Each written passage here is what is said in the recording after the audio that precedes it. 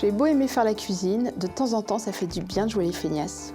Mais pour se payer le luxe de ne rien faire, nul besoin de baguette magique. Je vais vous démontrer qu'avec un petit peu d'équipement, vous pourrez vous la couler douce. Alors, aujourd'hui, dans Je cuisine facile avec Sophie, je vous propose un velouté de persil plat, un lapin au four et une mousse au chocolat express. On y va!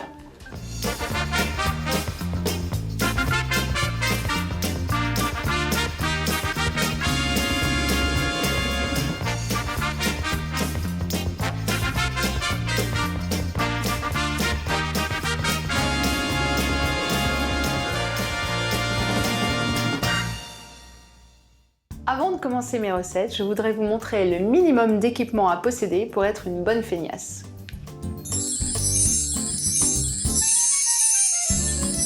Et voilà! Vous verrez tout à l'heure comment j'utilise mon mixeur plongeur et mon fouet électrique. Alors ce petit objet, c'est un simple coupe-fromage, mais qui est très utile et pas seulement pour couper du fromage. Quand j'ai des légumes à couper très finement, plutôt que de le faire au couteau, je me mets au-dessus de ma poêle et directement, je coupe mon légume. Ça c'est l'outil roi de la feignasse. Enfin, ce petit objet bizarre me sert à faire des décos de chef. Alors je mets un peu de sauce, alors ça passe même au micro-ondes, donc je peux mettre des carrés de chocolat que je fais fondre et ensuite je fais une décoration digne d'un restaurant gastronomique. Je ne sais pas si vous pourriez faire ça, comme ça à main nue. Enfin, mon alligator. Alors je prends par exemple un petit morceau de pomme. Je récupère les fruits coupés en brunoise, dignes aussi d'un grand chef, en 3 secondes chrono. Voilà, suite au prochain numéro. Je commence ce menu de feignasse avec un velouté de persil plat. Hyper facile. Je vais éplucher ma pomme de terre et ça va me donner l'occasion de me servir de mon alligator.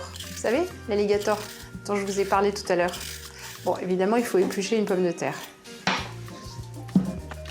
Voilà mon petit objet.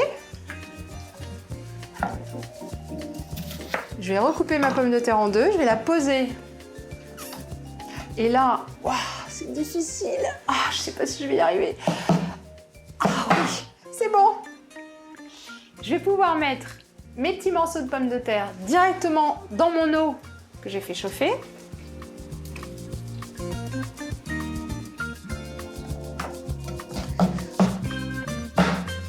Regardez, c'est calibré, c'est coupé parfaitement en petits bâtonnets comme ça. Et je vais laisser cuire mes pommes de terre pendant 2 à 3 minutes. J'ajoute un cube de bouillon de volaille. J'émiette le cube de bouillon. Pendant qu'elle cuise, j'ai déjà lavé le persil. Je vais juste avoir à l'équeuter, très grossièrement en fait, parce que je vais quand même garder un petit peu de tige. J'enlève juste les pointes.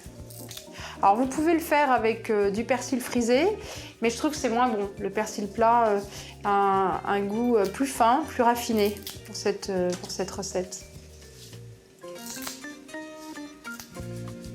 Ça y est, terminé, ça fait un joli paquet de verdure. Je vais les jeter d'un seul coup dans mon eau qui bout, en faisant attention évidemment à ne pas me brûler. Et je vais les laisser cuire juste 2 minutes afin qu'ils ne perdent pas leurs vitamines et leur couleur. La cuisson est terminée, je vais pouvoir mixer la soupe. Je vais récupérer les pommes de terre et le persil. Je vais rajouter du bouillon. Et je vais pouvoir me servir de mon mixeur plongeur, mon ami la girafe. Alors selon que vous aimez la soupe plus ou moins liquide, ajoutez plus ou moins de liquide évidemment. Alors, je vais essayer comme ça. Moi, je préfère en mettre un peu moins au départ et en rajouter au fur et à mesure plutôt que d'avoir une soupe trop liquide. Voilà mon arme fatale. Alors, je fais attention de ne pas en mettre partout. C'est-à-dire qu'elle n'est pas branchée, donc elle ne peut pas marcher. C'est parti.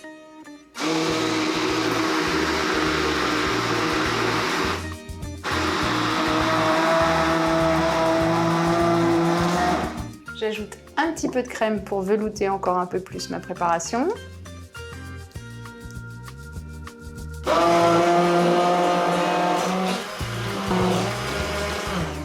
Je vais poivrer légèrement. Je ne vais pas saler parce que mon bouillon de volaille était déjà salé.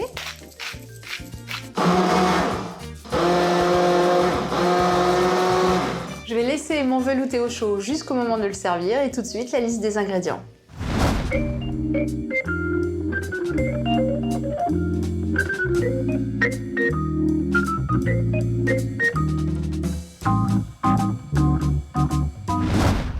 Je passe maintenant au lapin.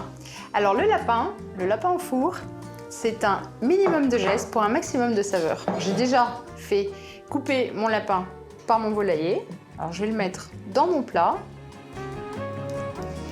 Alors malheureusement je suis quand même obligée d'éplucher mes oignons. Alors on m'a raconté, je ne sais pas si c'est vrai mais je vais le tester devant vous, que quand on épluche un oignon pour ne pas pleurer, il faut avoir la bouche pleine. Alors je vais tester en direct.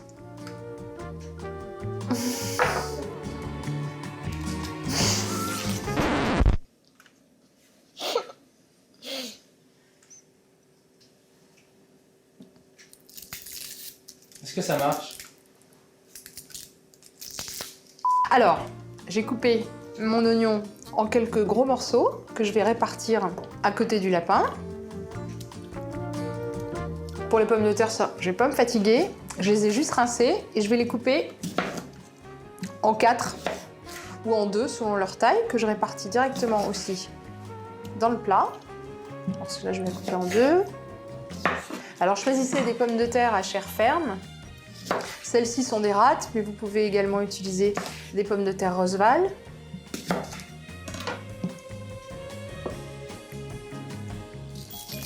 Je vais répartir quelques gousses d'ail alors que je laisse entières. Là aussi, inutile de se fatiguer. Au contraire, elles vont confire à l'intérieur de leur gousse. Je parsème avec du thym. Moi, je ne mets pas les branches, je mets juste les petites feuilles de thym comme ça.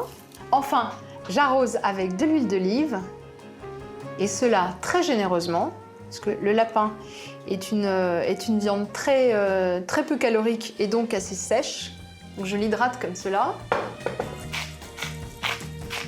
Je poivre et je sale. Alors j'ai préchauffé mon four à 210 degrés et je vais laisser cuire mon lapin en le retournant de temps en temps afin que les pommes de terre et la viande soient bien rôties.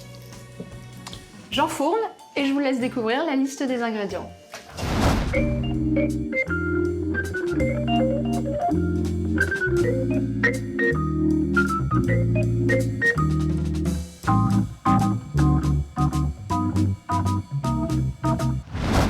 Mousse au chocolat express.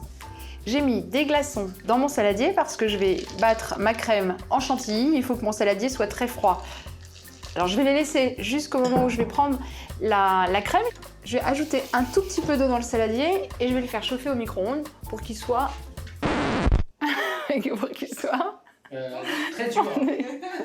Et je vais faire fondre mon chocolat au micro-ondes quelques minutes.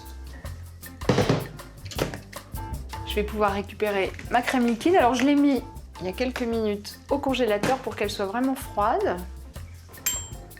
Je vais pouvoir récupérer mon chocolat qui doit être fondu. Comme moi.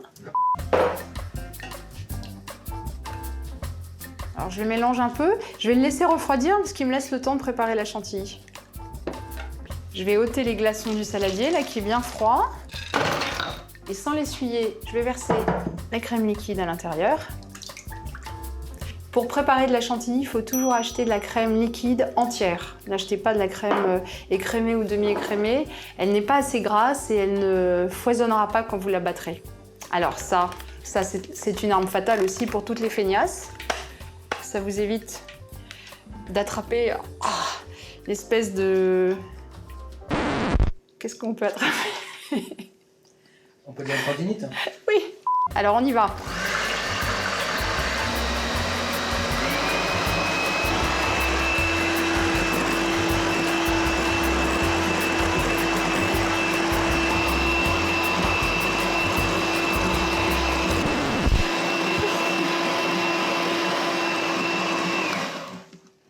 Je me suis cochonnée.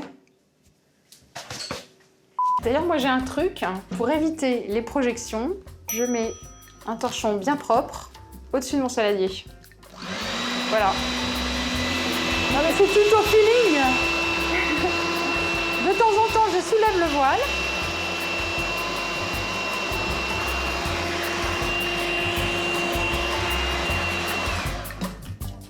Presque à la fin, j'incorpore le sucre glace. Ça va permettre en plus à la chantilly de se solidifier un peu.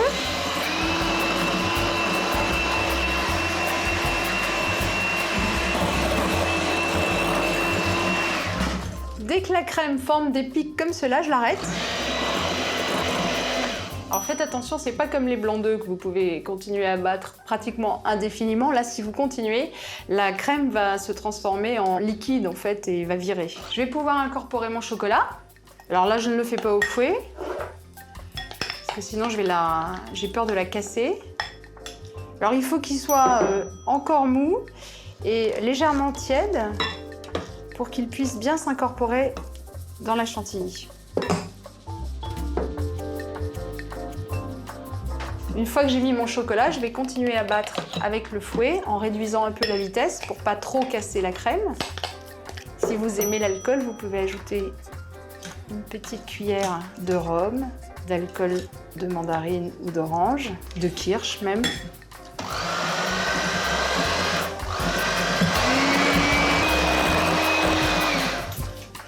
Je vais la laisser au moins 2 heures au frais avant de la servir. Et tout de suite, la liste des ingrédients.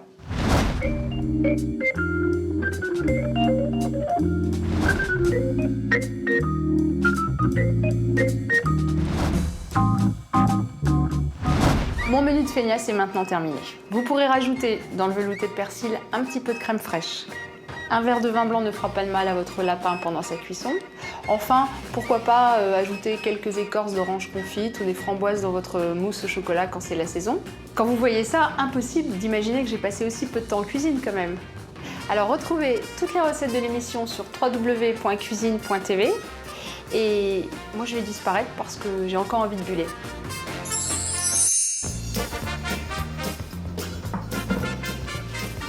C'est ça. Quand je fais top, tu fais top. Ah d'accord, Top. tu veux que, ok, pas Tu remonter. fais ça et on attend trop. Oui, oui, d'accord, non, non. Donc